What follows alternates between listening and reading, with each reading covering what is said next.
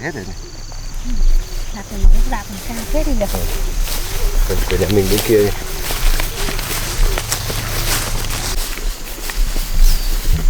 Đây.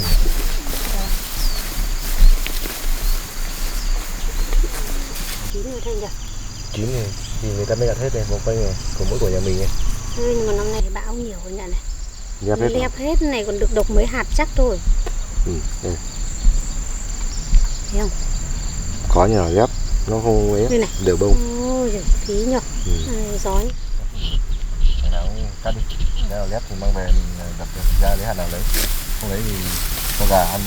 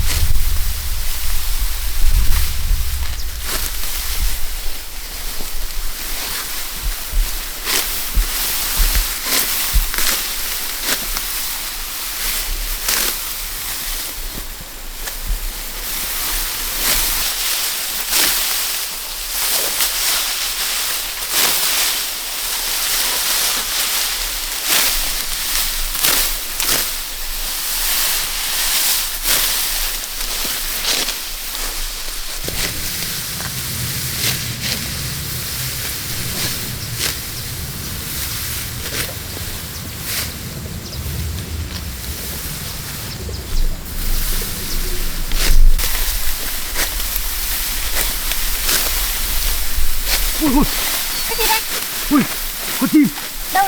Ui, nó chạy trong kia mất rồi. Con đứa Trăng nó vào trong rồi. Nó chạy vào trong mất rồi.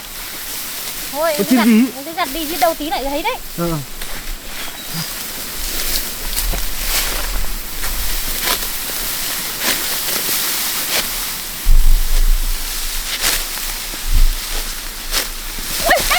đây. Cái gì đấy? Em thấy con chim. Đâu? Nó chạy nhanh quá. Chạy chưa? Anh ơi. Thấy chưa? Thấy không?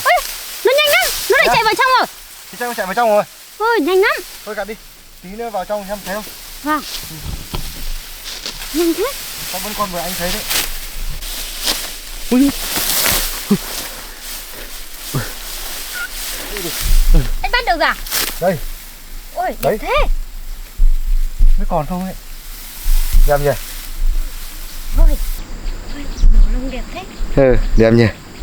Thế mà anh nhìn thấy anh vô phát ra được ấy. Thế là anh để đâu được? Chắc cho túi áo thôi nhỉ. Đó. Thế mà nó chạy nhanh nhỉ. Cất được đây. Tiếp đi. Để ý nhá, xem có không. Đâu cái điểm anh rồi. Anh đặt đi tí lúc mình cũng thấy đấy anh nhỉ. Ừ. Để ý nhá.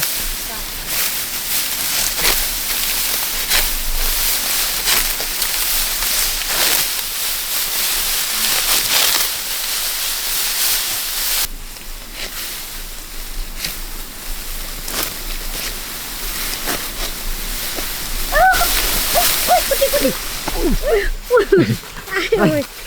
Thế ở đây em bắt được rồi. Cái gì? Ai đập đầu ở đâu thế? Đâu xem này. Thế đây. Ừ nhỉ. Ôi, này con Kéo chim cái đất gì? à? Sao, giống con này phải không? Giống nhau đây. Con này con chim đất. Và cái vụ này nó mùa này nó nhiều lắm. Ừ. Đẹp nhỉ?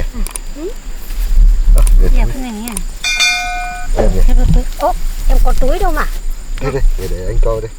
Cho bên này. Ở trong này nhá. Đẹp đấy. Rồi, dần rồi. Em nắng. Anh nhắm cá cái bo đúng cái gì? Có đường em nắng đâu nhỉ? Tìm nhá. Bên kia ra. Thấy chưa? Thấy rồi. Em nắng bên kia thấy chim nắng luôn.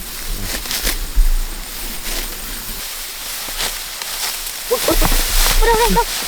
Ôi đây đây. Đâu rồi? Ôi, đây đây đây. Đây. Ui. Ôi đâu ấy? Đây. Không biết đâu. Được chưa? Chưa. Con này rơi ra, hai con này kìa. Rơi à? Kìa. Ôi đâu. Đây. Ui. Ui.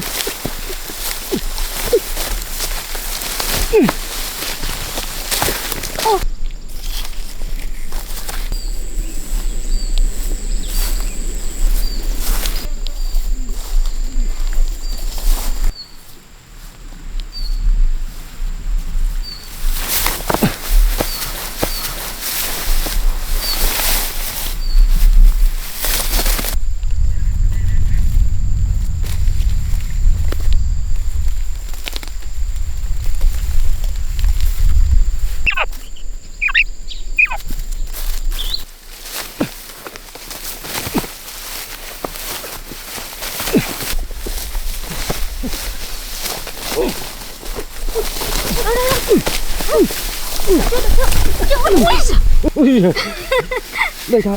Đâu? Ui, đây. Đây.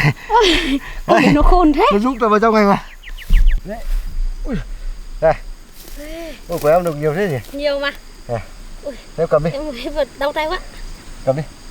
Ôi nhưng mà nhiều quá không cầm được hết rồi. Em Đấy. đi lấy cái đựng đấy nhá. Đi lấy cái ống ấy. Vâng. Để anh xăm này xem con.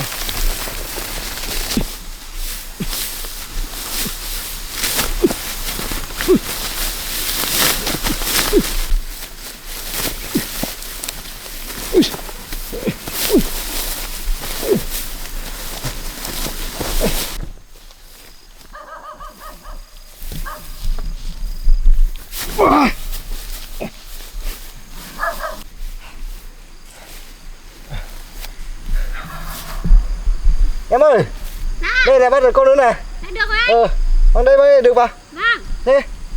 Em đốt trong ống này này. Ở đâu? Chắc được chứ? Được. Con này này, đâu? Cho vào đây này. Để cho vào. Này, để cho vào nhé. Đây, nhốt này lên Ui, nhá. Ôi, đây là ra đấy, cẩn thận. đấy, để đấy nhá. Vâng. Xem còn tiếp không? Đi tìm đi. Còn không? Đây. Để xem còn.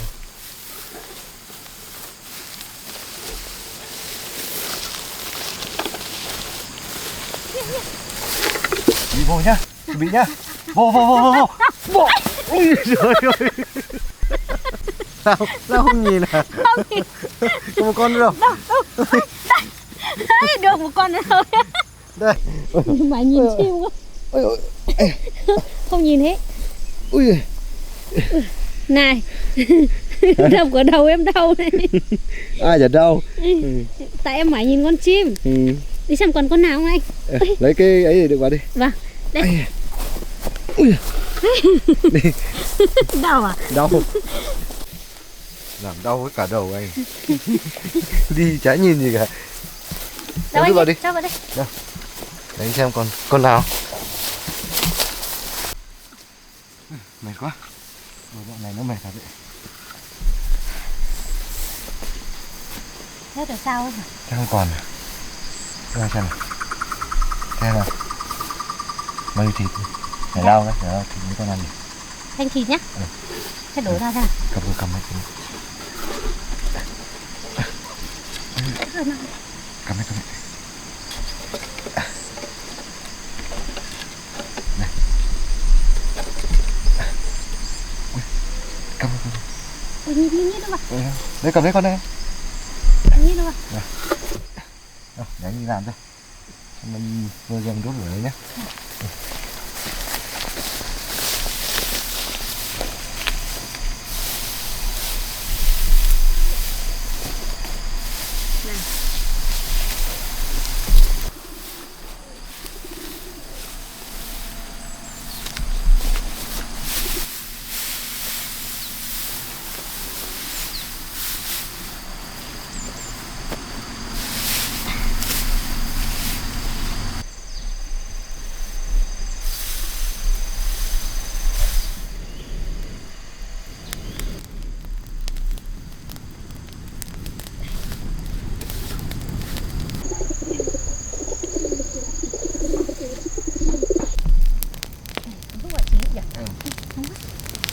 Nóng. Có đi. Hàng ngày lúc là 9 giờ.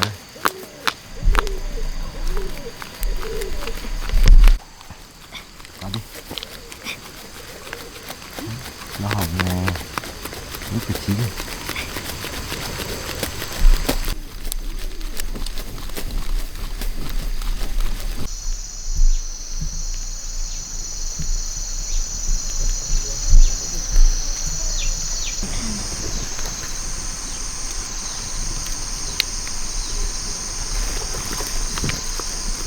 Chín là vậy. Đây xem nào. Thơm lắm rồi. Thơm à? Ui thơm lắm. Qua thêm nữa chín này. Qua đi em, qua đi. Chín rồi. Thơm lắm rồi, chín rồi. Đầu đánh cho em nhé. Nóng không? Nó bỏng đấy. Ui. Cầm đấy, nóng rồi. Ai à, nóng quá. Nóng lắm.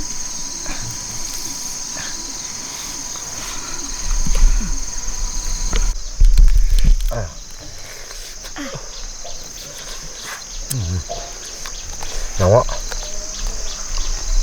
Thơm.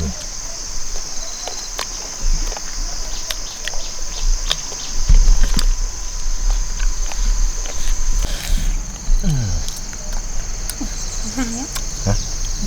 Đúng rồi. Nóng á. Nóng á.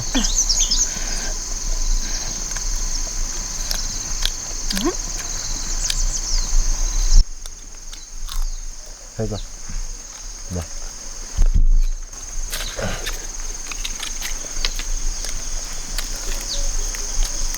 Đây, làm này. Ăn xịt.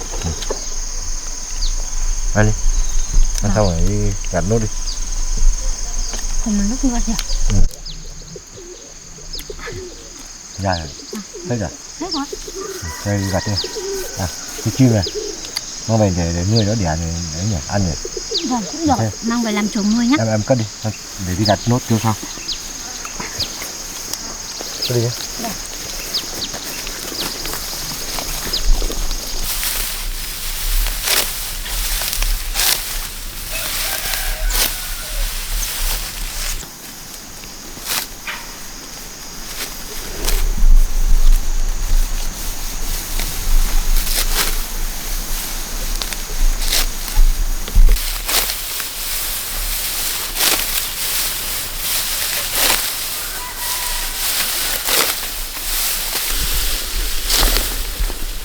Ôi em ơi, Sao? đây có trứng chim này. Ở đâu? Đây này. Ôi nhiều trứng thế. Đấy. Nhiều nhỉ? Ôi nhiều đấy. Anh lấy đi, anh lấy đi. Rồi. Ôi chắc chim lúc nãy nó đẻ nhỉ? Chắc thế. Ôi đẻ trứng rồi. Ôi. Nhiều chưa? Ồ, Nó đốm đốm phải không? đốm đốm này này. Hình như của mấy con vừa nãy mình bắt được ấy, nó đẻ. Phải không? Nha. Phải rồi. Nó đang đẻ đây thì mới có bầy đấy. Mình không biết. Mang về để cho nó ấp để nở nhá. Vâng, để em mang về nhá. Để ra kia đã. Để kia đi em. Vâng, Cất để cẩn thận nhá. Vâng. Không vỡ nhá. Cất đi cho em.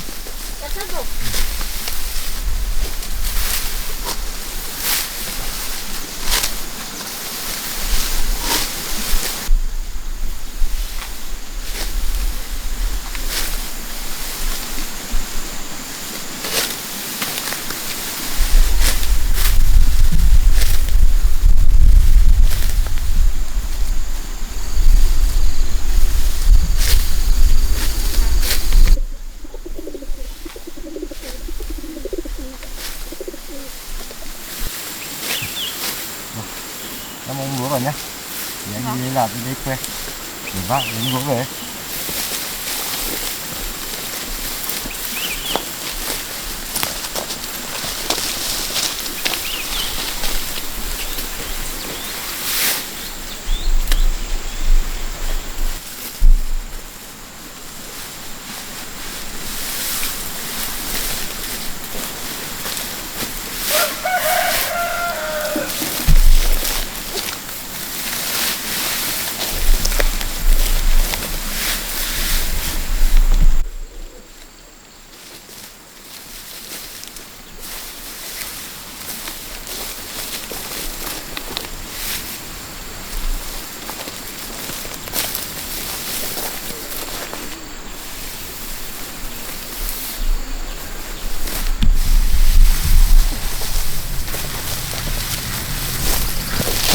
Bỏ ra mà rắn.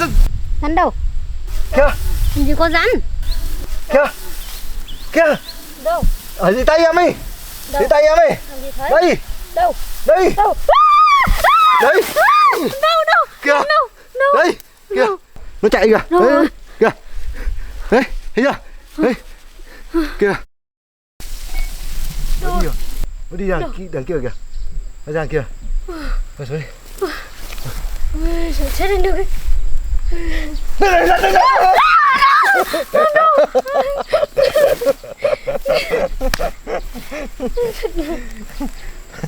Thấy không? Thôi, bỏ nốt lúa đi về đi. Run hết cả chân tay hả? Đi, lấy ra lấy bỏ lúa. Đâu rồi? Run hết cả chân tay. Thôi, cầm đòn ra đây nhá. Để bó vào để đứng về. Không biết còn không ấy. Không, nó đi rồi.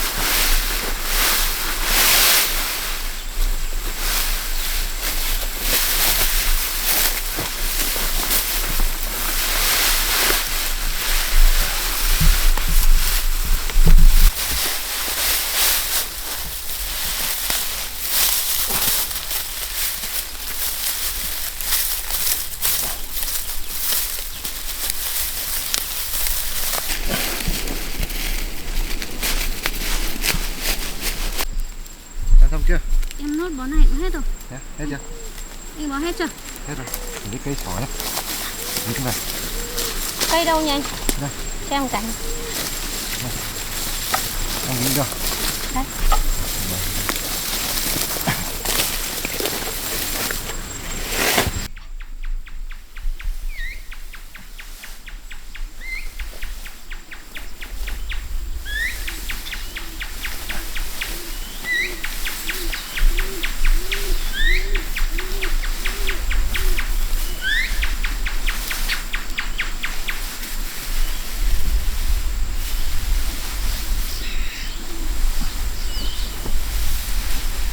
Được chưa?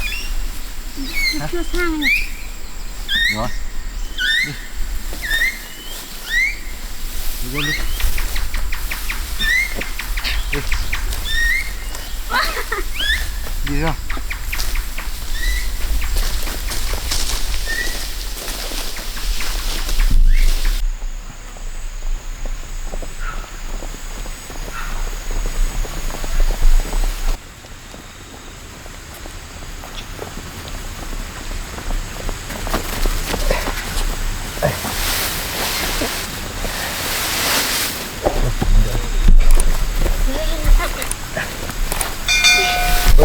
Mở ra đi. Đi đánh trên. Đây, cần. Nào, đi.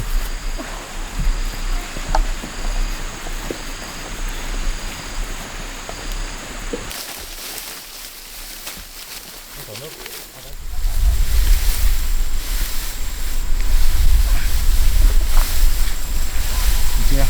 Chưa, nó không sang ấy. Không sao. Đây chưa?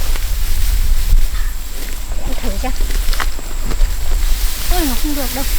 Không được. Ở trên ấy. Rồi. Nó mắc ở đâu ấy.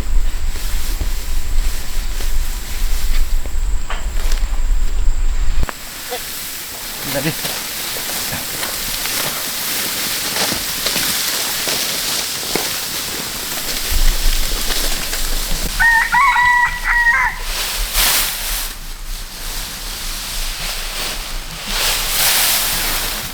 Có nước. Ở đây thôi.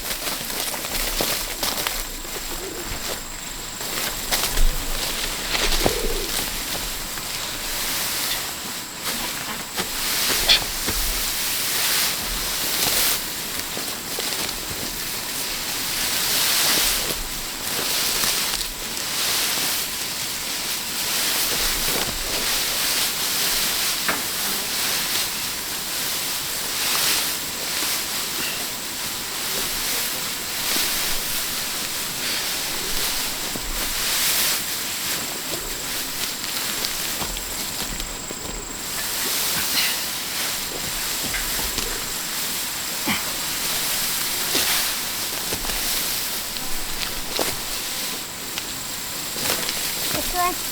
Rồi.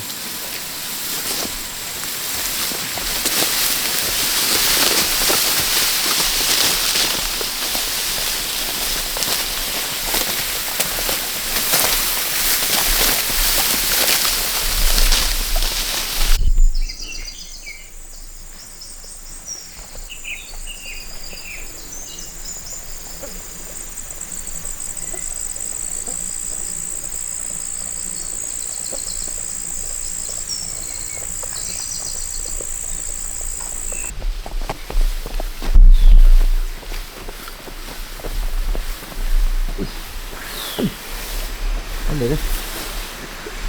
Được không?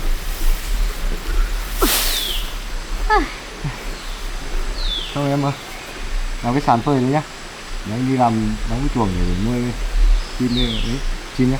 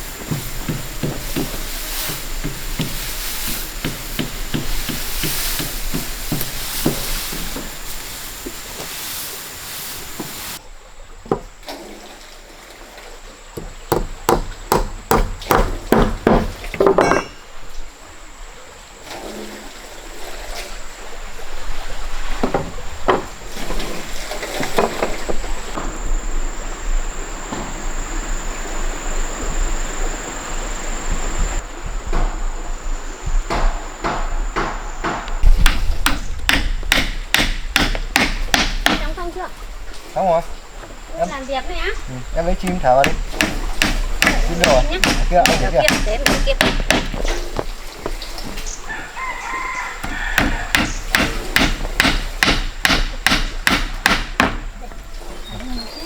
Không.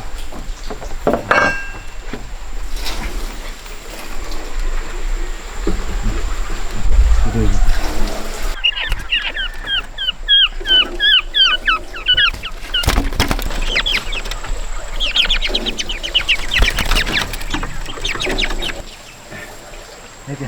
Hết rồi. Đây kìa. Mình dẹp được. Đấy, đẹp kìa. Đấy, nó treo gì kìa. Thấy chưa? Thì cái này. Ngoài kia nhỉ? Thấy nhá.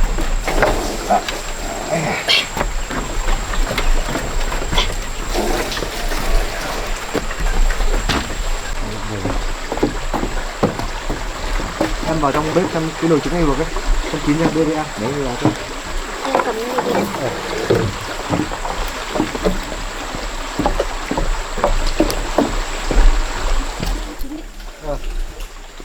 Chín chưa?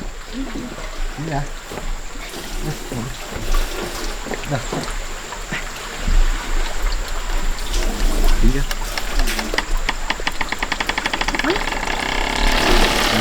Đó là ngủ. Con gì? Nào, cho em. Con này nó không ăn. Đây. Con đấy ăn rồi.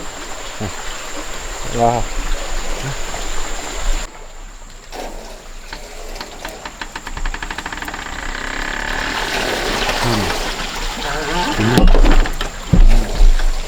Ngon.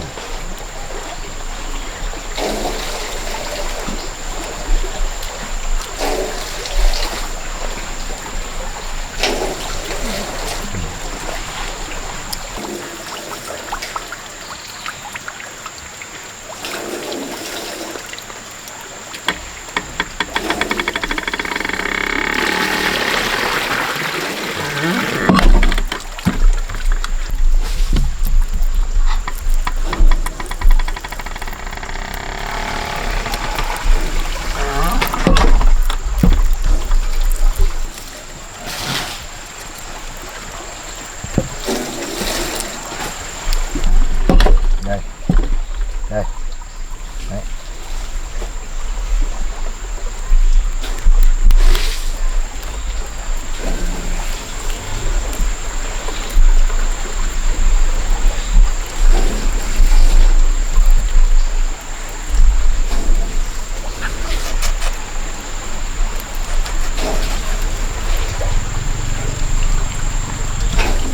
Đây.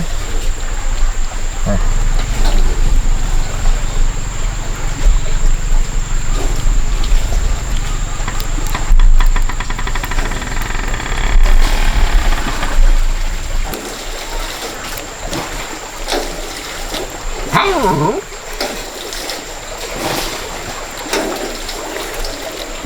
Em ăn rồi đây.